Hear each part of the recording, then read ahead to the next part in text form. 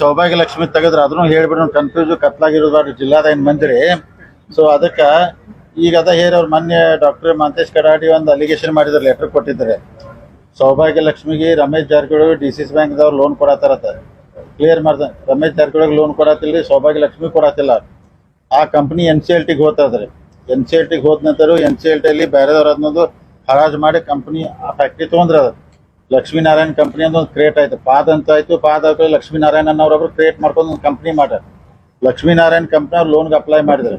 ಲೋನ್ಗೆ apply ಮಾಡಿದ್ಕೂಲೆ ನಮಗೆ ಅವರೆಲ್ಲ ಕೂಡಿ 3 ಬ್ಯಾಂಕ್ ಕೂಡಿದ್ವಿ ನಾವು. ಒಂದು ಬಾಗಲಕೋಟೆ, ಬೆಳಗಾವಿ, ಕೊಲ್ಲಾಪುರ. ಬಾಗಲಕೋಟೆ ಅವ್ರು ಕೊಡಕ್ಕೆ ರೆಡಿ ಆಗಿದಿಲ್ಲ. ಬೆಳಗಾವಿ DCC ಬ್ಯಾಂಕ್, ಕೊಲ್ಲಾಪುರ ಕೂಡಿಗೆ 160 ಕೋಟಿ ರೂಪಾಯಿ ಲೋನ್ ಕೊಟ್ಟವ್ರೆ. 160 ಕೋಟಿ ಲೋನ್ ಕೊಟ್ಟು 330 ಕೋಟಿ ರೂಪಾಯಿ ಇದ್ದಂಥ ಪ್ರಾಪರ್ಟಿ ಪ್ಲೇಜ್ ಮಾಡ್ಕೊಂಡ್ರಿ. ಈಗ DCC ಬ್ಯಾಂಕ್ ಹೆಸರಲ್ಲಿ 360 ಎಲ್ಲ ಬೇಕಾದ್ರೆ ನೀವು ಸಬ್ ರಿಜಿಸ್ಟ್ರಾರ್ ಚೆಕ್ ಮಾಡ್ಬೋದು. ಅಷ್ಟನ್ನೆಲ್ಲಾನು ನಾವು ಸಬ್ ರಿಜಿಸ್ಟ್ರಾರ್ ಮಾಡ್ಕೊಂಡು ಲೋನ್ ರಿಲೀಸ್ ಮಾಡಿದ್ದಾರೆ. ಅವ್ರಿಗೆ 8 ವರ್ಷ ಕಂತು ಕೊಟ್ಟಿದ್ದವ್ರಿಗೆ. ಅಂದ್ರೆ ನೀವು ಕಂತ ಬಡ್ಡಿ ಹಿಂಗೆ ಕಟ್ಬೇಕಂತೇಳಿ. ಅದಕ್ಕೆ ಅವರು ಅಂದ್ರೆ ಅಲಿಗೇಷನ್ ಅವ್ರು ಯಾವ ಆಧಾರ ಮ್ಯಾಗ ಅವರು ಕರೆಕ್ಟಾಗಿ ಮಾಹಿತಿ ಇದಾದ್ರು. ಸೊ ಈಗ ಲೋನ್ ಕೊಡಬೇಡತ್ತ ಅವ್ರು ಬರೀತಾರೆ. ಲೋನ್ ಅಕಸ್ಮಾತ್ ನಾವು ಕೊಡ್ಬೇಕಂದ್ರೆ ನಮ್ಮ ಬ್ಯಾಂಕಿಗೆ ಅಥವಾ ನಮ್ಮ ಅಧಿಕಾರಿಗಳು ಪ್ರಪೋಸಲ್ ಎಲ್ಲ ಸ್ಕೂಟ್ನಿ ಮಾಡಿ ಸರಿ ಐತೆ ಅಂತ ಕೊಡ್ತಾರೆ, ಸರಿ ಇಲ್ಲ ಅಂದ್ರೆ ಕೊಡ್ತಾರೆ. ಎಲ್ಲಾನು ಲೀಗಲ್ ಒಪಿನಿಯನ್ ತೊಗೊಂಡು ಮಾಡಿದ್ದೀವಿ.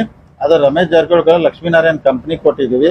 ಎಲ್ಲ ಲೀಗಲಿ ಪ್ಲೇಜ್ ಮಾಡಿದ್ವಿ. 330 ಕೋಟಿ ಆಸ್ತಿ ನಮ್ಮ ಕೈಯಾಗೈತಿ. ಅಕಸ್ಮಾತ್ ಅವ್ರು 180 ಕೋಟಿ ಕಟ್ಟದಿಲ್ಲ ಅಂದ್ರೆ ಅದನ್ನ ಸವಾಲ್ ನಾನಾ ಮುಂದೆ ಮಾಡಿ ತಗೋತಂತ. ಎಲ್ಲ ಅಲ್ಲಲ್ಲ ಹೊಸ ಕಂಪನಿ ತಗೊಂಡಾರ, ತಗೊಂಡಾರ ಕಂಪನಿ. ಇಲ್ಲ ಈಗ ಒಂದ್ಸಲ NCLT ಅವ್ರು ಡಿಕ್ಲೇರ್ ಆತಂದ್ರ ಅವ್ರಿಗೆ ಎಲ್ಲೂ ಬರಾಕ್ ಬರಂಗಿಲ್ಲ. ಅವ್ರ ಕಂಪನಿ ಒಳಗೆಲ್ಲ ಅವ್ರು ಯಾರೋ ಫ್ಯಾಮಿಲಿ ಮೆಂಬರ್ ಯಾರು ಬರಂಗಿಲ್ಲ. ಕಂಪನಿ ಹೊಸದಾಗಬೇಕಾಗ್ತೈತಿ, ಹೊಸದ ಕ್ರಿಯೇಟ್ ಮಾಡಿ ಮಾಡ್ಬೇಕಾಗ್ತೈತಿ. ಮತ್ತೆ ಬೇರೆ ಏನ್ ಶುಗರ್ ಫ್ಯಾಕ್ಟ್ರಿಗಳಿಗೆ ಎಲ್ಲ ಲೀಗಲ್ ಪೇಪರ್ ತಗೊಂಡಿಲ್ಲ, ಅದೇ ಪ್ರಕಾರ ತಗೊಂಡ್ ಕರೆಕ್ಟ್ ನೋಡೇ ಕೊಟ್ಟಿದ್ದೀವಿ. ಈಗ ಅನಿವಾರ್ಯ ಒಂದ್ಸಲ ಏನಾಗ್ತೈತ್ರಿ, ಪೊಲಿಟಿಕಲ್ ಐತೆ, ಬ್ಯಾಕ್ ಗ್ರೌಂಡ್ ಇರ್ತೈತಿ. ಈಗ ಅವ್ರ ಮಂತೇಶ್ ಕಡಾಡಿ ಅವ್ರ ಇಲೆಕ್ಷನ್ ಇರ್ತದ್ರಿ, ಅವ್ರು ಸೋತ್ರು ಅಂದ್ಕೂಲೆ ಮತ್ತೆ ಏನಾರು ಇಶ್ಯೂ ಮಾಡ್ಬೇಕಂತ ಮಾಡಿದಾರೆ. ಅದಕ್ಕೆ ಅವ್ರು ಬೇಕಾದ ಅವ್ರ ಕೋರ್ಟ್ಗೆ ಹೋಗ್ಲಿ, ಸುಪ್ರೀಂ ಕೋರ್ಟ್ಗೆ ಹೋಗ್ಲಿ, ನಾವು ಫೈಟ್ ಮಾಡಕ್ ರೆಡಿ ಅದವ್ರೆ. ಅವ್ರಿಗೆ ಬೇಕಾದ ಕೋರ್ಟ್ಗೆ ಹೋಗ್ಬೋದು. ಅವ್ರೆ ನಮ್ಮ ಬ್ಯಾಂಕ್ ನಾವು ಕೊಟ್ಟಿದ್ದು, ನಾವು ಬ್ಯಾಂಕ್ನಿಂದ ಫೈಟ್ ಮಾಡ್ತೀವಿ, ಏನೂ ಸಮಸ್ಯೆ ಇಲ್ಲ. ಕೋಲ್ಹಾಪುರದವ್ರು 80 ಕೋಟಿ ಕೊಟ್ಟವ್ರು, ನಾವು 80 ಕೋಟಿ ಕೊಟ್ಟಿದ್ದಾರೆ. ಆಮೇಲೆ ಲೀಗಲ್ ಆಗಿ ಕೊಟ್ಟಿದ್ದಾರೆ. ಮತ್ತು ಅದನ್ನ 8 ವರ್ಷಗಳು ತುಂಬ್ಬೇಕ್ರೆ. ತುಂಬಿಲ್ಲ ಅಂದ್ರೆ ಪೂರ್ತಿ ಪ್ಲಾಂಟ್, ಮಷಿನರಿ, ಲ್ಯಾಂಡ್ ಎಲ್ಲ ನಮ್ಮ ಬ್ಯಾಂಕ್ ಕಬ್ಜಾ ಇದೆ. ಈಗ ಇವತ್ತಿನ ವ್ಯಾಲ್ಯೂ 333 ಕೋಟಿ ಐತೆ.